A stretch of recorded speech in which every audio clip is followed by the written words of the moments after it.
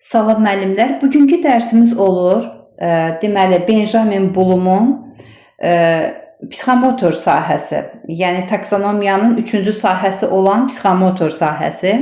Psixomotor sahə 5 mərhələdən ibarətdir. Hansı mərhələlərdən ibarətdir? Öyrənək. Biz bunu yadımızda saxlayırıq imdad sözü ilə. İmdad sözü ilə imitasiya, manipulyasiya, D dəqiqlik, A artikulyasiya, T təbiiləşmə. Hansı sözlə yadımızda saxladıq? İmdad sözü ilə. Psixomotor sahənin 5 əsas nəyi var? 5 əsas sahəsi var. Gəlin öyrənək. İmitasiya nə deməkdir? Birinci mərhələ. İmitasiya o deməkdir ki, deməli burada şəkildə də göstərilir. Müəllim idman hərəkətini edir. Şagirdlər müəllimə baxaraq, canlı olaraq, vizual olaraq müəllimi hərəkətlərini izləyirlər və onun etdiyi hərəkətləri təkrarlamağa çalışırlar. Demək, burada nə var? Vizual görüntü var. Şagird o görüntüyə əsasən hərəkətləri icra edir. İmitasiya bu deməkdir. Deməli, imitasiya bu mərhələdə şagird bir hərəkəti müşahidə edir vizual olaraq və sonra onu təqlid edir. Bu təqlid kobud və qeyri-nümunəvi ola bilər və nəzərə almaq lazımdır ki, fiziki inkişafda ilk mərhələdir. Demək, imitasiya nə oldu? Şagird canlı olaraq, vizual olaraq müəllimə baxır və onun hərəkətlərini təkrarlayır və yaxud hər hansı müəllim olmasın, hər hansı bir şəxs olsun, onun hərəkətlərini təkrarlayır, təqlid edir. Yəni, bu olur imitasiya. İkinci mərhələ nədir? Manipulyasiya. Manipulyasiya nədir? Manipulyasiya bir təlimatdır. Bu təlimat yazılı da ola bilər, şifahi də ola bilər. Yəni, o təlimata əsasən şagird deməli, o təlimatı yerinə yetirir. Məsələn, şagird kinder şokolad alıb, kinder yumurta alıb, onun şokolad hissəsini yeyir. Onun içərisində olan sxem var. Sxemə əsasən oyuncağı qurur. Bu nə oldu? Deməli, o təlimata əsasən sxemi qurdu. Manipulyasiya. Və bu yazılı da ola bilər, hər hansı bir sxem əsasında da ola bilər və yaxud şifahi də ola bilər. Məsələn, hər hansı bir adresə, ünvana gedirik. Biz soruşuruq, necə gedəcəm? Deyirlər, məsələn, 10 metr sağa, 5 metr sola, belə bizə nəyi göstərirlər? Bir şifahi olaraq bir təqdimat verirlər ki, biz o ünvana çataq. Bu da olur şifahi təqdimat. Hər ikisi yazılı və şifahi təqdimat olur manipulyasiya. Demək, bu mərhələdə birbaşa müşahidə olmadan yazılı və ya şifahi təlimatla hərəkətin fiziki icrası nəzərdə tutulur. Bu mərhələnin hərəkət feilləri, yəni açar sözləri, imitasiya mərhələsinin feilləri ilə oxşarlıq təşkil edir.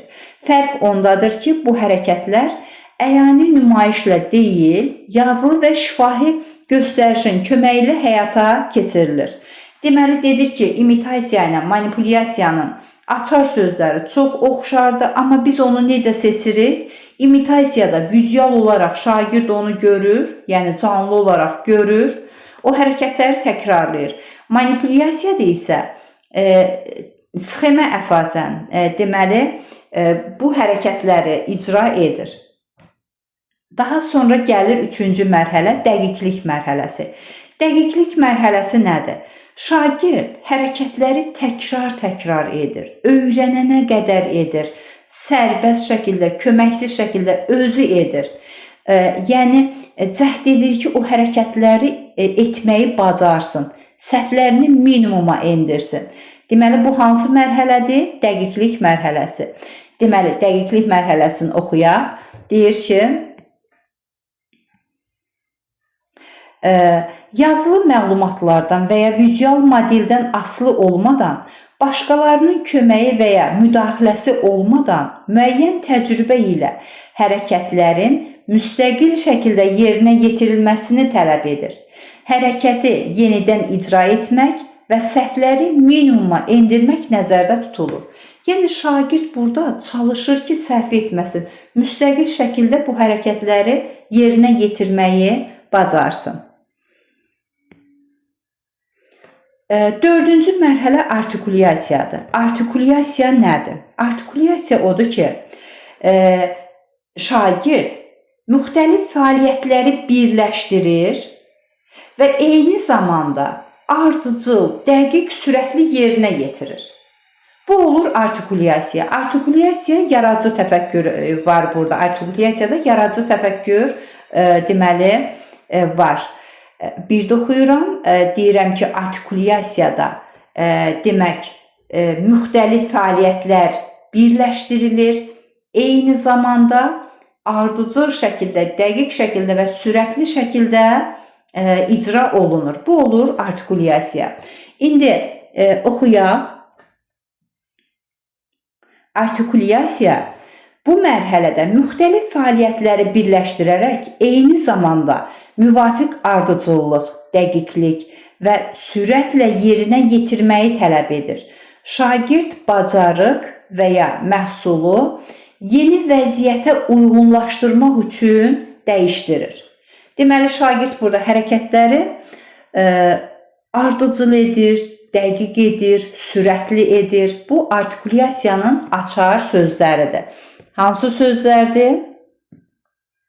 Demək, açar sözlər ardıcıl.